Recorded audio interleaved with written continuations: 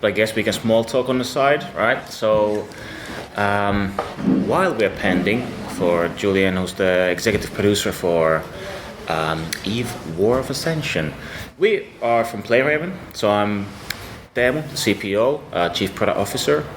And I'm Eero, I'm development director on the game. So Teemu is more like an overall product guy in the company, and I'm working every day full time in this game.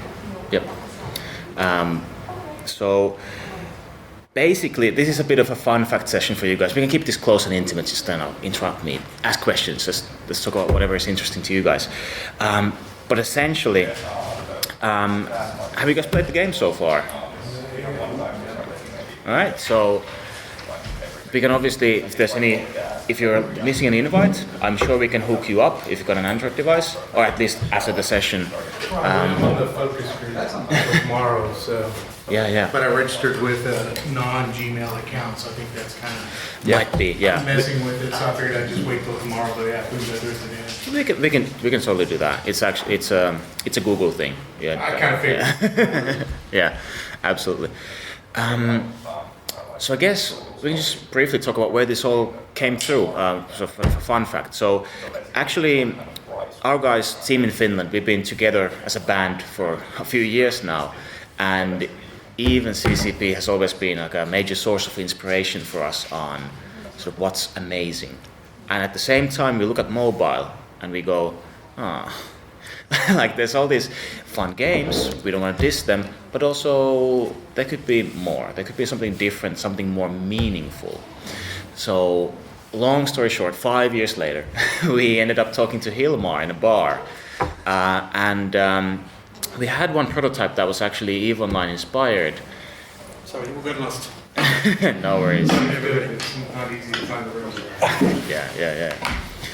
So I was just saying where the project came to be. So we had a prototype that was heavily EVE Online inspired, not in terms of mechanics, but in terms of what is meaningful in life, right? Meaningful in life is having authentic experiences with other players. Get rid of the single player, get rid of all these bots or the story, and make something where you can actually be somebody, but then make it convenient, make it compelling on a phone. That's an interface thing. So we met with Hilmar, with Julien and all these other guys, and they basically said, guys, let's do this. Let's actually try this out for real.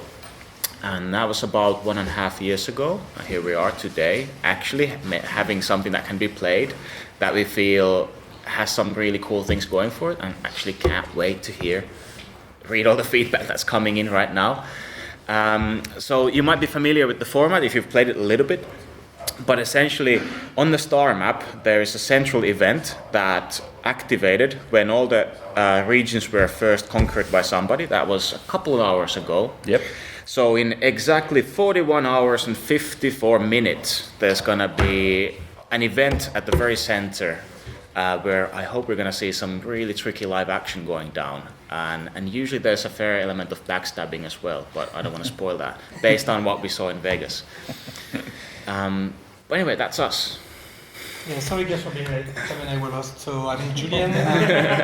I'm the EP on the project, and Sam Barton. A lot of you guys have seen him. He presented in Vegas. He was the producer on the project. He's the main producer on the project, basically. So, have you guys played? Anybody? Do you have questions? What do you want to discuss? It's a round table. It's organic. So, I hadn't heard about this, and when I was trying to search for Eve Foundation, didn't really actually get many hits.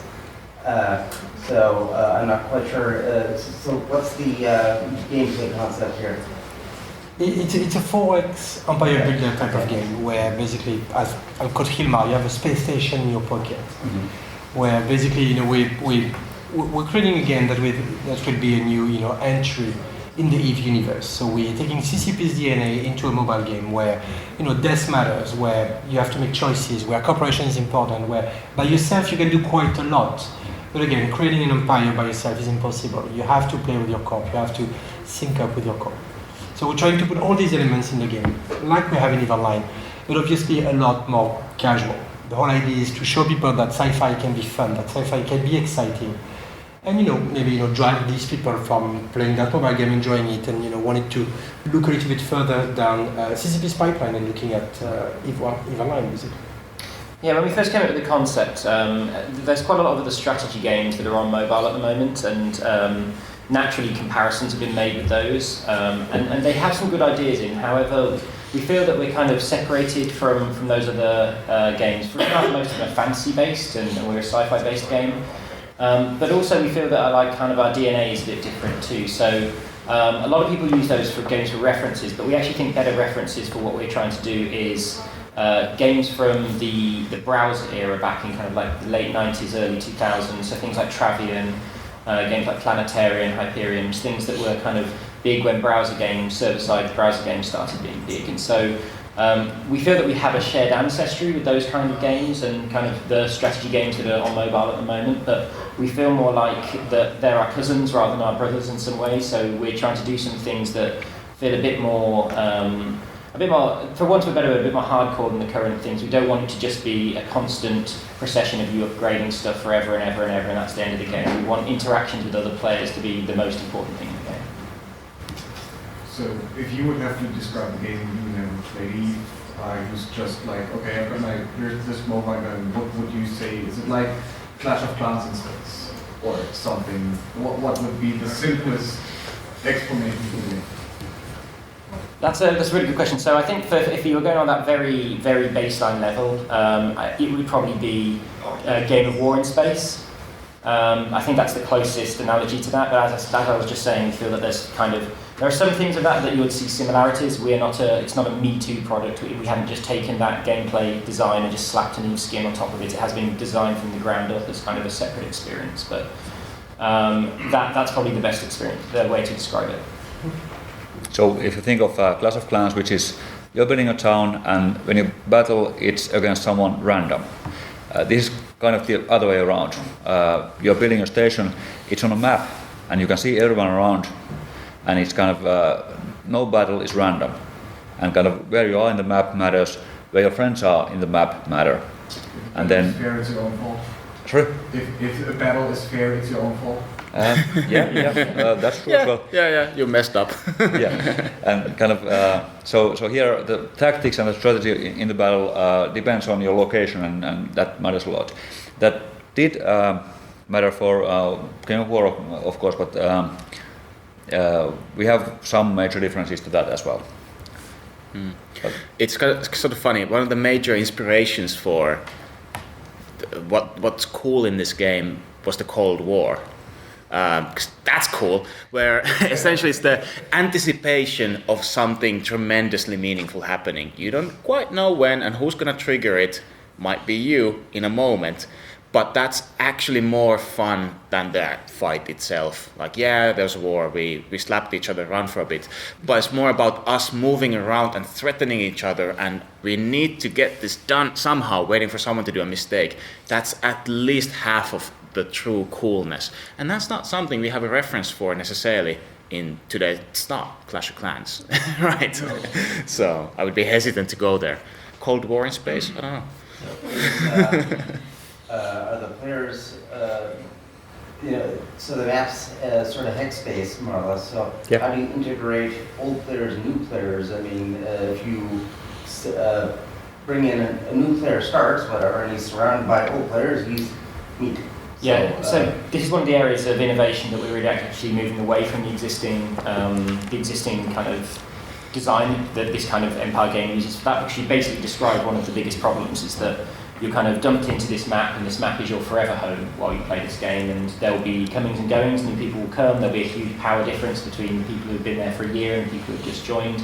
But there are also other problems with that as well, in that you fill a server up with, or a shard game world up with 1,000 people, and after half a year there'll be less than half of them left. There will probably be a couple of big guilds or corporations in there. They'll fight it out. The victor will usually eat the smaller guilds and then become one big guild, and the games end up being very much farming based because there isn't really any wide conflict there anymore. So the way that we're going to deal with that is actually you're not on your map forever. Temo just talked about like the fact that there's this kind of battle that happens at the center of the galaxy that you're kind of going to be a part of, and a big part of that is you're fighting there to collect items that let you build a warp gate. And once you've collected enough of these items to build a warp gate, you and your whole corporation will move on to another map. So you can almost see it as a map progression. And so the idea there is that you're constantly moving up with your corporation into more advanced maps, different resources there, maybe different kind of game modes going on as you get more and more advanced with the game. And so the idea then is that the new players will come in at the bottom. They'll play alongside people who are either new with them or people who don't put a huge amount of time into the game, so they're not progressing as fast as the others. But there is an element of like natural matchmaking there, so that the more you play and the more you progress, the more you will push upwards to the top and play people equal to your skill level or progression level. And kind of another angle to your question is that the first time ever you join the game, you are always a member of a corporation. You are never alone. And when you join the game, you spawn nearby the kind of home gate of your corporation. So when you go in, you will already have friends around. So like newbie perk. A form of the concept of the newbie perk, where when you created your character in Viva Online, you basically have a safe spot or whatever to start from, and then you expand out and. Yeah, so you won't be kind of like a free meat for everyone to kill. Right. And if you join the game now, you'll be around players who are in average on level 3 or 4 on the station, so they can protect you if there's a conflict. Hint is in the name, War of Ascension. So what you really want to do is ascend from your current map. You can only ever do that as a group. That's the important part. Solo play doesn't get you anywhere.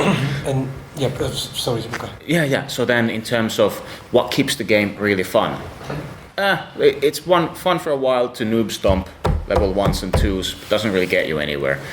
So we don't want to make that a game mode. And also, it's not very much fun to be stomped on the first couple of days. So let's create those places where you come into the game, this is where you are, and then you relatively quickly ascend to another place once you know which way is up in space. And then by doing that, we can constantly matchmake you against people of your same, obviously from a game balance point of view, but progression level, but of the same activity level. So if you're active in the game, you will end up being matchmade against other players who will roughly share your passion.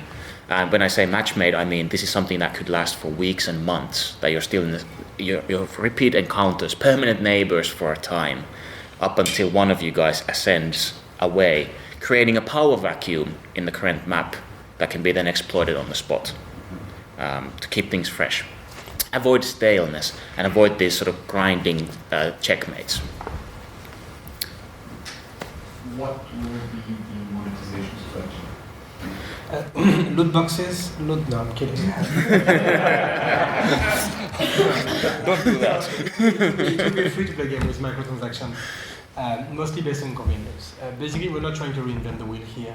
The genre has a pretty large set of things you can purchase, from speed ups to shield and resources. We're not going, we're not being fancy on that. We're just going to look at what the genre does. And if you have looked at the game already, most of the things you can purchase later are there already. Yeah. So we have speed ups, we have teleports, we have shields, items like that, and then there's the hard currency with which you can kind of jump over some timers if you want. Or, for example, if someone's attacking you, you can get your ships immediately or something like that. And again, what's important in the game is it's a slow-paced game. It's a strategic game. By yourself, you won't be able to make a huge difference. You need to work with your corporation. So, because we've seen people, chatting already, saying, if I spend a lot of money, I could do anything. Yes, but by yourself, you cannot face 6 or 7 corporations. So you know what I mean. You, at a very specific point, on a very specific short-term objective, you'll be able to win, using some monetization elements. But in the long term, that can help you, but that's not going to make you win at all. You need to cooperate. You need to be strategic with your corporation to create your empire. I think a great example of that actually already right now is if you start the game, by default you can have 2 fleets of ships out. So you're not flying in the ships, you're the strategic commander. You have 2 fleets out. Even if you have 2 fleets attacking the same target, then what are your options? You can play better, so you have the exact right combination of ships going in. Perfect. You can try to be fancy with the items, do speed ups to get a strategic edge. But what's always going to be by far exponentially the most powerful is asking for a friend to join you with another 2 fleets of ships, because you can't have a 3rd fleet at this point in time. So what makes that extremely interesting from a design point of view, and as a fan of our own game, is that when you have a conflict, the best way to win a conflict is to escalate it. So then you just poke everyone around you immediately and say, all hands on deck, motherfuckers, now we're going. And then usually what happens after the fact is that the map lights up of people flying into the same spot. And that's sort of a honeypot of activity, everyone kind of coming in and poking each other. And It just, happened earlier in my corporation. One guy was like, I'm getting attacked, come help me. And like 7 different people came in. And the guy who sent the ship was start crying because the ship will come in and get smashed. Yep. It's a pretty big wall of defense. Yeah, and also a good example of that is that at EU Vegas we had a playtest with an earlier build. We had roughly 300 people playing, and the corporation that won was the corporation that had most lines in the chat. Yeah. So far, Yeah. we've got data. Communication wins. So far, at least. Yeah. I got a question. You talked about matchmaking regarding activity of the players. Does it include the money players spend into the game? Not at all. No, Absolutely no. not. What we're saying is the way we want to design the map progression system will be a natural matchmaking system where basically the people that play the most, the people that are the most strategic, that have the best cooperation, in terms of collaboration, will be the one evolving the fastest. And so, but there will be, as they go from one map to another, matchmade to the same type of people. Again, which is super important. The main issue of these games is the fact that the maps feel really dead really quickly. We want to keep them alive. So we want, after a couple of months of fight on a level 3 or level 4 map, whatever it is, you move up, you ascend to the next one, and you have a new set of neighbor. And so you have to rebuild a little bit, everything you've had on the previous map, which is people you like, people you don't, the guy you're going to target, the guy you're going to rape every single day and steal all his resources on a daily basis. So that is very, very important to us. Because from what I've seen, I've played like almost all night, and from what I see, you can at the start already see that compensate the playtime by buying stuff. Yep. So when I say that about matchmaking, that heavily signed player could be matched by a rich player. But so let's. Will it be taken into account regarding matchmaking? Let's take your example. So we just started the map. You're spending quite a lot of money in the map. You're gonna ascend in before anybody else. Mm-hmm. On the next map, you're gonna meet people that are your skill level. If you keep on spending and you're still faster than anybody else, first of all, I love you. That's Second of all, you're gonna keep ascending, but you will always matchmake with people that have spent more time in the game, that are better, that are more powerful, that have better communication, that have better collaboration, strategic aim than you. So yes, spending will help, like in almost any free-to-play games nowadays, but it doesn't make you win. You will. I'm not worried about making you win or else. I'm just asking this. Yeah. So Yeah, absolutely. And I guess the complicated answer there is, if I give the designery, artsy answer, is that it's a very deterministic system where instead of, we don't have to look at your sort of bank account, and I don't want to look at your bank account because GDPR, but what we can look at is what you've achieved in the game, and then put you next to people who've roughly achieved something similar. So then it's going to be a fun challenge for both of you. Regarding how you achieve it. Yes. Right, exactly, yeah. And money doesn't directly mean achievement in any way, because of the social, what I was just saying, that you still have the two fleet limit and so on, that you actually have to be smart about what you do and capable. And more importantly, because you can't ascend alone, it has to be the whole group. So even if you just suddenly go, bloop, your friends still need to catch up somehow, so you need to go back and help them, mentor them, work as a team to win the map and ascend. So when I ascend, you say that you go to a new map, new friends, new enemies. Same friends. Same friends, new enemies. Yeah. Okay. Yeah, which is very, very important, that you You win together, you lose together all the time. So we don't want to just rip you out of your social hierarchy and put you somewhere in the sea. We want to take you together and give you a really cool, interesting challenge, right? That you've proven yourself, you can dominate a map, you're badasses. But that was the noob squad. So now if you put you next to the shark tank, let's see how you're gonna do. Like we feel that's the right thing to do there, so you can actually have another cool story arc to tell, right? Like against better players, that you have to figure out what's your place in the world and slowly start to stomp people out. I guess another question is, you say that you want something more casual, and playing last night, I saw that it was less casual than Evenline itself. Oh, really? That's really scary. I don't know, guys. Some people love the intent, some people like the casual. You Yeah. got permanent notifications about what's happening, attacks, defense, and that was permanent, running out of battery. Yeah. So I don't find it feel casual for now.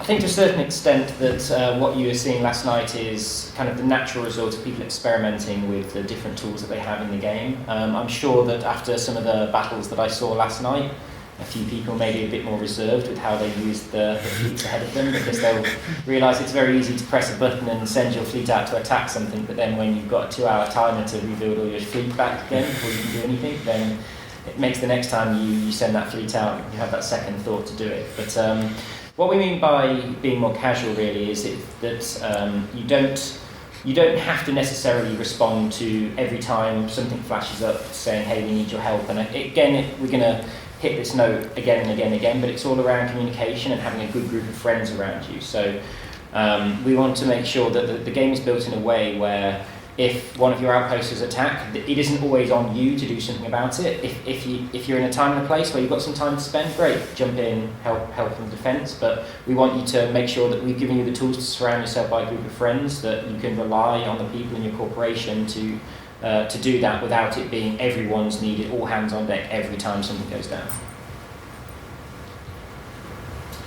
I have more of a get away from the gameplay question, but more for architectural design and support. So what is the base minimum operating system you support, at least for Android right now? It's a good question. We're actually still testing it out, but we want to make it as wide as possible, and it's going to be something. It's probably more about the hardware of the phones than the operating system in real life. So technical answer, OpenGL ES3 and above at the moment, which seems to cover reasonably all the cool devices. And I speak to that because while years ago I used to always make sure I had the latest phone, but now I'm sort of getting away from, okay, well, they're putting out too many too fast. It's Here. But at the same token, I come to a phone I like, I'm satisfied with it. There's no sense of urgency for me to upgrade my phone. In some cases, I don't replace the phone until it dies. I'm actually reverting back to the pre-smartphone days. Yeah. It works, and once it dies, we'll drop it in the water and not buy it. Absolutely. So what is going to be your approach as far as backwards compatibility? But again, it goes back to, as long as the hardware supports your current minimum requirements, how far back will you support, or will there be sort of like a timeline? For example, Google, they only support their phones for a minimum of 2 years, 3 years, Right. for extended. Yeah. Excellent question, and I'm really happy to say that we don't rely on the OS features of the upcoming stuff, and also it doesn't magically break, at least so far, when Google does their updates, which means as we continue to develop the game, it's highly unlikely that we will actually have to raise the minimum bar of it for any other reason than maybe we do a graphics update or something else.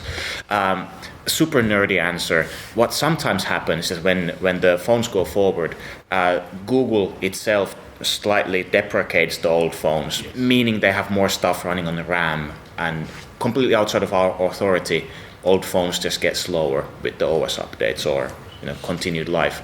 But we absolutely have no intention to sort of deprecate any old OS ever. So we want it to run on every device ever made that has the hardware to run it. Okay, Yeah. and then I'll have a statistic answer, which is currently we support 1/3 of all Android devices in existence, and we'll be supporting all the new ones. Yeah. That's roughly the numbers. 15,000 devices exist. We support about 5,000. Yeah. We should also say that we haven't done our final performance pass on the game yet as well. Yep. So people notice like battery usage and heat pressure of your phone. That isn't necessarily how the game's going to be end up. We focused on features first to get the gameplay in there, and then kind of closer towards the actual release of the game, we'll be focusing on that. And we've already talked about having some smart systems in there that dial down some of the kind of like the more graphical, more flashy aesthetic sides of the game to make it run better on lower phones as well. And we'll continue to look into that because you know we want it, as I said, we want it as accessible as possible. And there are some elements in there that while look great, and we want to make it look great where phones can capable of doing that. It isn't necessarily necessary for them to look that great for the gameplay purposes. So we'll look to see where we can dial back on that where necessary for low devices. Yep.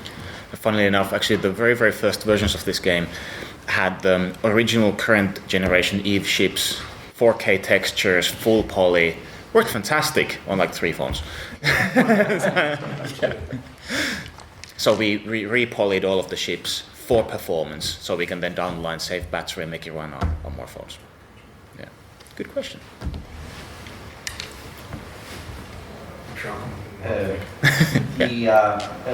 gameplay, is that is more like a static RNG? I mean, when you're going to attack somebody, is that being animated, or is this basically like you just see your icons, whatever, and they maybe get some kind of battle icon overlaid over them, and then there's an RNG thing, and then it says one lost, whatever.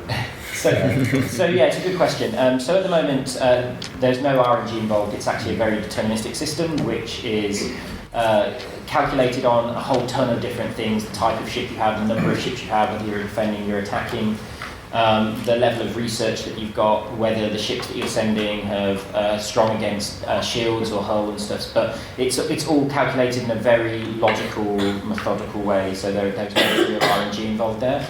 At the moment, what happens is your ships will fly in, and then after a couple of seconds, there'll be a report card that kind of you'll get, and that will show you exactly what happened.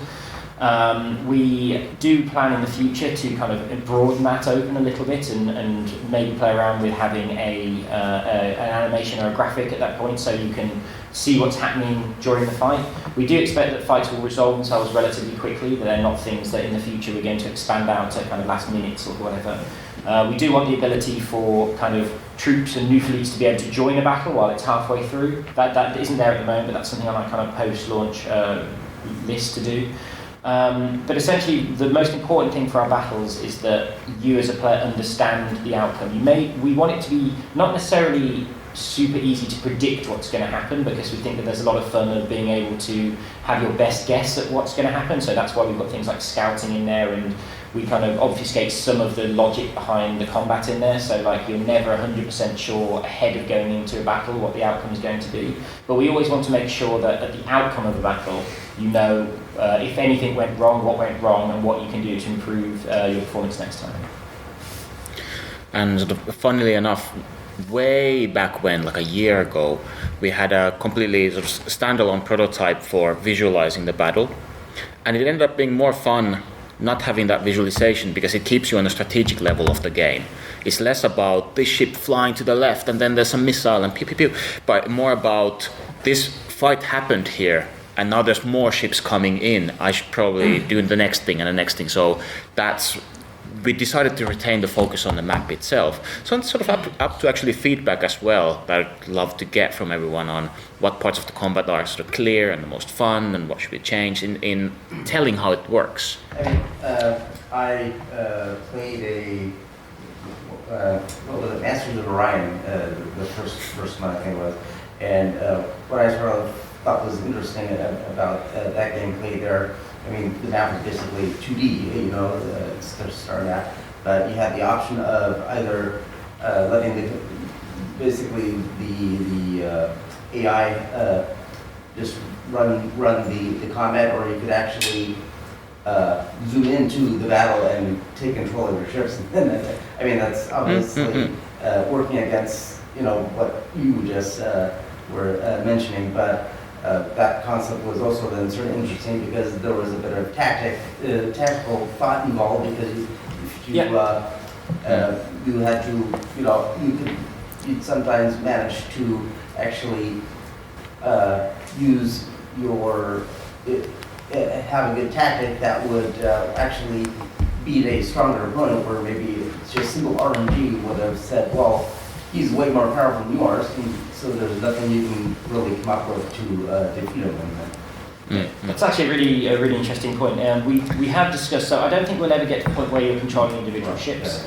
However, we have talked about the point of allowing you some tactical recourse during the combat. So, for example, if the outcome is taking a few seconds to resolve and you see that something happened you didn't expect, they got some extra support in from somewhere and your fleet's getting absolutely smashed, that you have the ability to retreat mid-battle, so you can kind of pull out what troops that you've got at the time, or maybe there's some kind of expansion on that where you see that they're using a certain type of ship and you can focus on a certain ship or focus on something like that. So I think it's not without the outside the realms of possibility that at some point we will allow some kind of very brief in-battle tactical operations to be done. I said I doubt very much that we'll go on that individual ship level because like this game is all around kind of like the top level, understanding strategic and tactical importance. But I think it would be really good for us to get something in there to allow people to kind of make that in the moment decision as well. That said, we keep talking about this a lot, but then we come back into what is best in life. Friends. So rather than having more stuff in the game that adds individual mastery, I'd rather do something where you can involve other players or that has a social dimension into the skill level, make that super deep. That I think that's produces more super interesting content for the game long term. But active discussion, right? Yeah. What kind of meaningful interaction is possible across time zones? Like in Newfoundland, you have a vulnerability to the window. Yeah. What kind of mechanic you would have? Yep, so the time zone question is a really good one because in some ways we use that to answer some of the other hard questions that people answer us. So one of the questions that people ask us quite a lot is, well, me and my guild, we go to bed at, 10, 11, 12 for 8 hours and we're up at 7, 8 in the morning again. During that time, we've got an 8-hour slot where it's very unlikely that any of us are going to be able to respond to an attack on our territory. And our answer is like, well, you need to get yourself some friends in some other countries who can stay up and watch Vigil over those hours. Obviously, that's not always going to be possible. So we have got mechanics in the game that allow you to kind of like put some protection down during that time. But essentially, we do expect these games to become kind of like multinational games with people representing guilds across the whole time zone. Yeah, and another angle on that, which I think is a really interesting topic, we call it the neediness of the game, how needy it is. That's constantly kind of pulling you back into it, so you feel like you can't play unless you're all the time there. So one of the things which relates to time zones is that a lot of the objectives in the game, especially the Ascension events, if you will, they will be pre-timed, so that you know when they're going to hit, and there's probably a range of actions you can do, maybe in the beginning, maybe towards the end, so you can a little bit schedule yourself. Like it would be really useful if I played tomorrow at 3, that would be optimal, but if I can't, maybe at 4 would be enough as well. So there it's actually a huge benefit if you've got friends over different time zones, so it's more convenient for you as a group, that you don't have to necessarily skip sleep or something to feel like you're particularly useful in the game. And we can at the same time guarantee that the highlight of the battle is not going to be when you're asleep on Friday evening. It's going to be at some other time. So you can have a more relaxed attitude towards the game, maybe even a casual attitude towards the game most of the week. And then you're going to go hardcore in on it at a few highlight moments. Work in progress. The game time basically one-to-one with the real world, or is it sped up somewhat so that in a sense so basically let's say if there's a certain cycle in game, it'll take 6 hours for let's say, in-game world, it would take 6 hours for something to be completed, but in effect, it only takes real world, say 4 hours. In this, so that events that are, so basically the in-game world cycles at a different rate than outside. In that way, you would end up with the ability that the different time zones will always have, different real world time zones will have, a certain kind of windows of opportunity that will cycle around all of them instead of, well, since like EVE Online basically works on Greenwich Mean Time, which means, Sure. When things basically are always set from that. I understand the question completely. So, in that sense, something that's going to happen at a certain time of Greenwich Mean Time is always going to be inconvenient for somebody who's 12 hours ahead or behind. That's a good point. So what we actually care about more than individual time zones is your, for example, weekly cycle. Everybody in the world has a weekend roughly at the same time. Obviously, there's a 24-hour window where it starts and ends, but still, we know this is the end of the week, and that's where you have a different phase in your weekly routine. So let's have different activities happen during that window. It's not as important that it always starts on a specific hour, GMT 0 or something. It might start slightly at different hours. So what I'm saying is that let's sync up between the 5 days plus 2 days cycle rather than on the 24-hour cycle. In addition, if you consider the outposts which are in the game at the moment, which basically controlling an outpost, you control the territory around the outpost. Now, to reduce the neediness of the game, we put a shield on those. So once you conquer one, it's closed, it's yours for a time. If someone attacks it, then it will be a certain amount of hours, which we're tweaking, that it can be contested. Now, when that begins, when the shield basically drops off, becomes vulnerable, or when some player attacks it, triggering the contestant phase, that's not up to us. It's up to what players do, which means there's going to be a rolling amount of chaos on the map, which is exactly what you say, that there's opportunities on different time zones that can be exploited, and it's not like a completely deterministic of 5 o'clock every Tuesday, all instances reset type of MMO. That's not necessarily what we're looking at, if that makes sense. So we have both rolling events that are not necessarily timed, that are more organic, that are there because of all the players, and then more heavy-handed authored events from us, which are less about a particular hour and more about now is a convenient time to spend more time in the game or whatnot. That's the design intent behind it. Good question. What features are you using or planning to use to find the right kind of friends? Define the right kind. Yeah, sure. That's a really good one. That is definitely a work in progress. So now, kind of projecting the future here. We sort of want it to be your problem, in a way that I couldn't, as a computer, tell you what friends you're going to have a good time with. So instead, I'd rather have you do a recruitment campaign and try to. So you've got an ability to do a recruitment campaign in the game. We'll at least, look at whatever. We don't want to prevent you from being able to do that, at least on that level. So we want there to be good recommendations, of course. So that's the casual side, that you don't have to go off to the internet to lurk all the forums to understand what's available. We want you to give you some amount of recommendations. Those are going to be math-based mostly. Let's try to fill up the guilds and all that. Casual player wants to get in on action. Let's go over there, have some fun. Beyond that, you're essentially asking for what is a cool corporation finder, so that you can browse corps and see the slots open and who are these guys? Do they have a cool logo? Is that super important? And so on. I couldn't tell you if that's launch or post-launch, but that's something that's very, very important for us. Yeah. And there's more insanity down the line that we could look at someday, social R&D, but that's where we would start as a sandbox. Do you have something? Yeah. No. I kind of thinking that the game is mostly about you ascending with your corporation, so we do feel it that it's really important for you to find the people you really enjoy playing with. That's gonna kind of make the game interesting to you in the long term.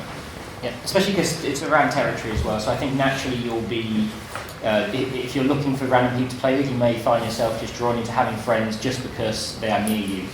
If you're in one of our kind of starter guilds and stuff, and something happens, you call out for help, and your next door neighbour who's close comes out and sends his troop, and you manage to fend off and attack together, then you've already made kind of like a social bond there over something, and I think that's a really good way, just that locality of the people around you is a good way to make friends and potentially start things together.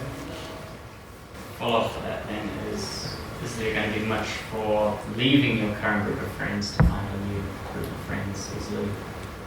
That you can already do. Yes, of course. But if you're not feeling the group, like if God forbid they're being abusive, or there's just something that it's not clicking out, you want out, you can just go off, and we will, for example, at the moment in the game, immediately either you choose to go somewhere, or we'll just matchmake you into something else, because you can't be alone. That's not a thing. So we'll actually teleport you to the safe zone next to the jump gate of the corporation you're going into. And obviously we have some rule sets over there that you don't abuse it to try and jump around and then use that as a game mechanic. That's not the intention. But we want it to be very, very easy for you to say, screw these guys, I'm going home, and then okay, try to find a new group. Are there some kind of employment history, like Newfoundland corporations you? That's the kind of thing we're looking at in terms of when you were asking about looking for a guild and for a corporation, and looking more about what type of player you're playing against or with. That's the kind of thing we're looking at. Yes. So I mean, if my corporation getting a request from someone, can we look at his history? So that's the kind of thing. That's the kind of thing we're looking at. Being able to look at where the people have been, how he has played, and the type of relationship you had with them, with this from a guild corporation. For example, not as deep, obviously, as what Eve provides, because you have years of data there and a lot of different things you can do. But in our game, which will be obviously math based, being able to look at statistics, for example. So there is a relatively empty profile page for everyone in the game. We will be populating that with whatever is most interesting, based on feedback as well, within GDPR limits. Yeah. Is there any plan for custom corporations? Yes, there is a plan. Absolutely. We currently have such preset corporations that you can leave, but of course, as we say, we do understand that the kind of having the corporations and being able to manage them is core. So we are going to do things about that, but we haven't kind of nailed down exactly what the features will be, but we'll have it.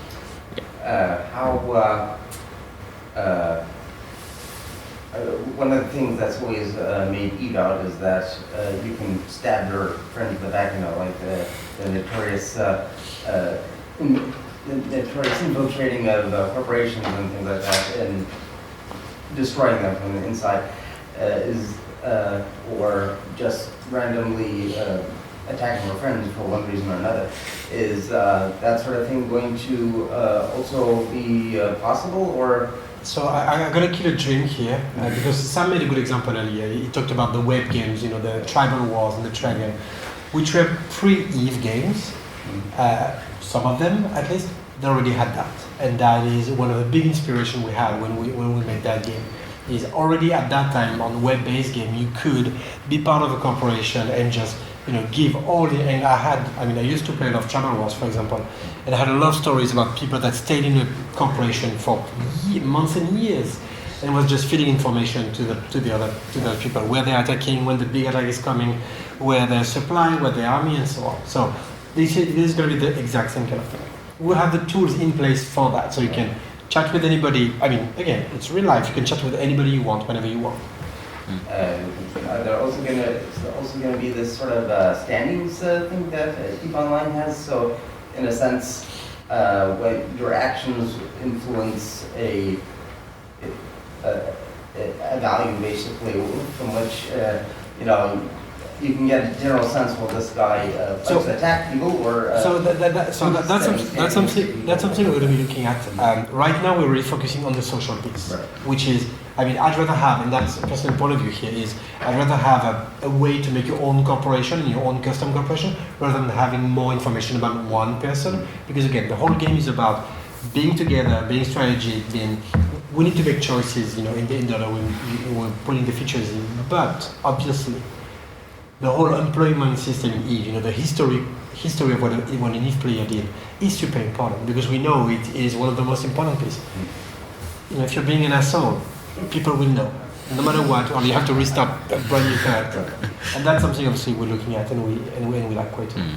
What's kind of happy for us is that since those maps are relatively small, that you have, let's say, 1,200 players on a map, it's a lot of people, but it's still something that you can comprehend. So if you hang around on the same map for a couple of weeks, there's a good chance you'll know the top 30 most active players by name, you know roughly where they are, and you know roughly how many people they can call to action at any given moment, just by lurking around and looking at what happens on the map. So without having a particular extra system for us to broadcast that information within the context that you're in, you will know the most important players, and poking them is always a fun exercise.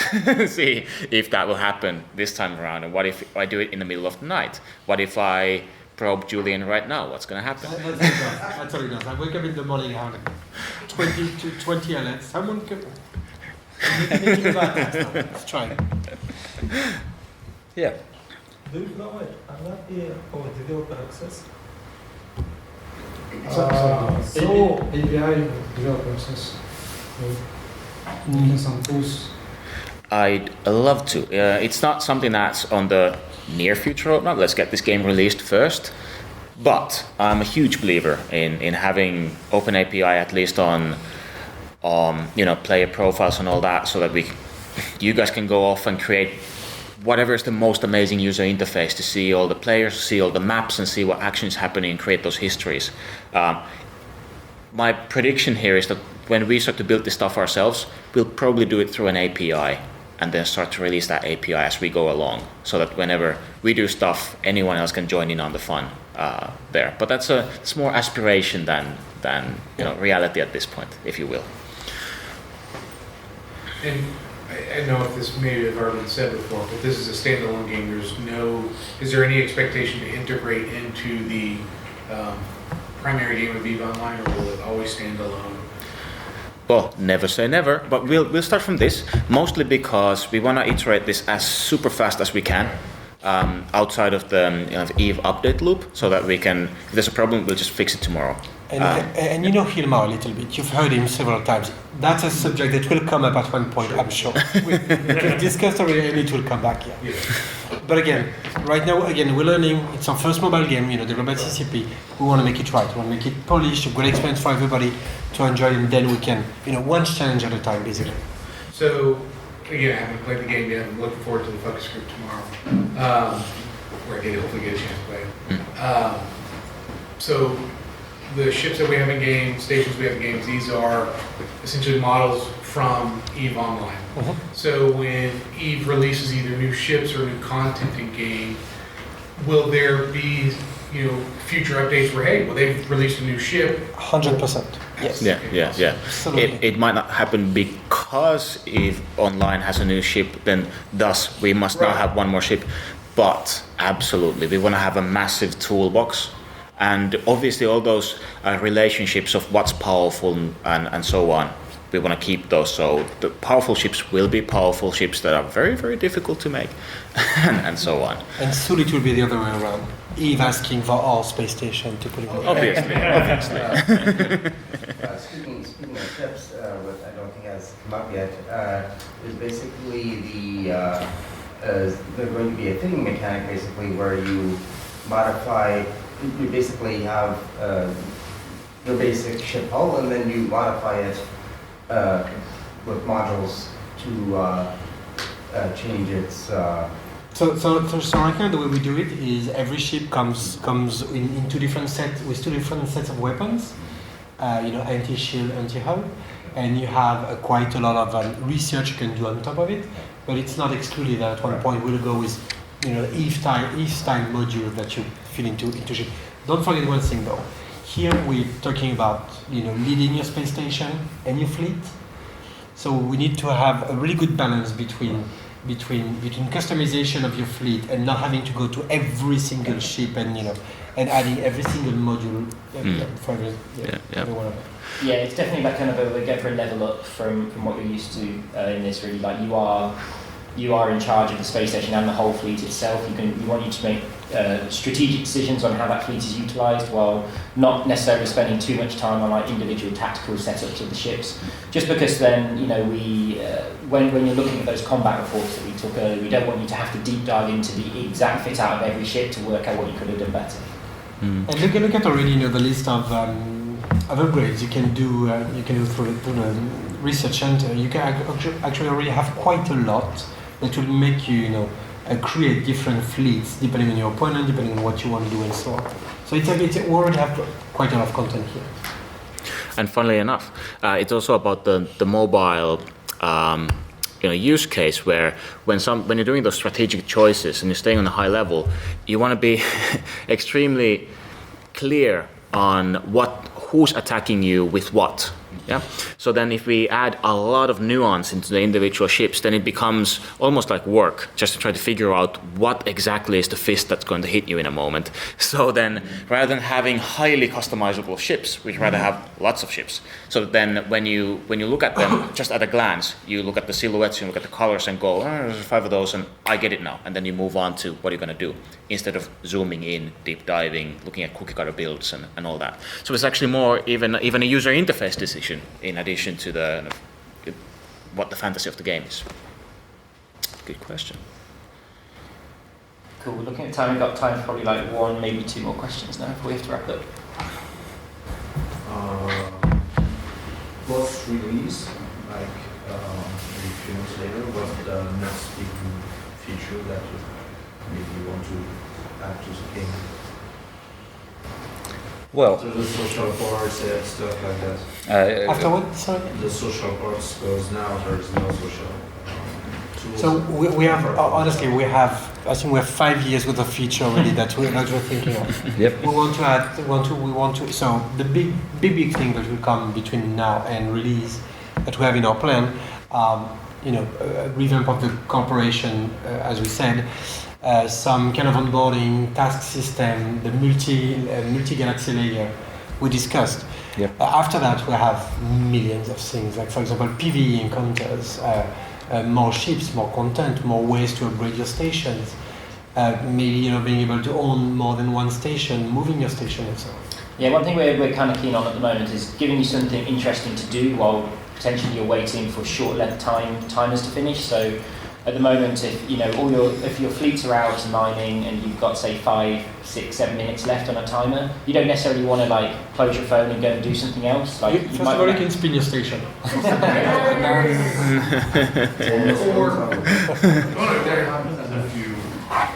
If you hit like 1,000 or 10,000. Well, there's one way to find out. Yeah. And actually, that actually was a feature that we put in directly after Vegas, because so many people asked us at Vegas for the spinning count. We're like, yep, let's go and put that in straight away. Yeah, it was like tenfold the number one request. So here we are. And mine says 3,504 and counting. well, 10,000 is the mark.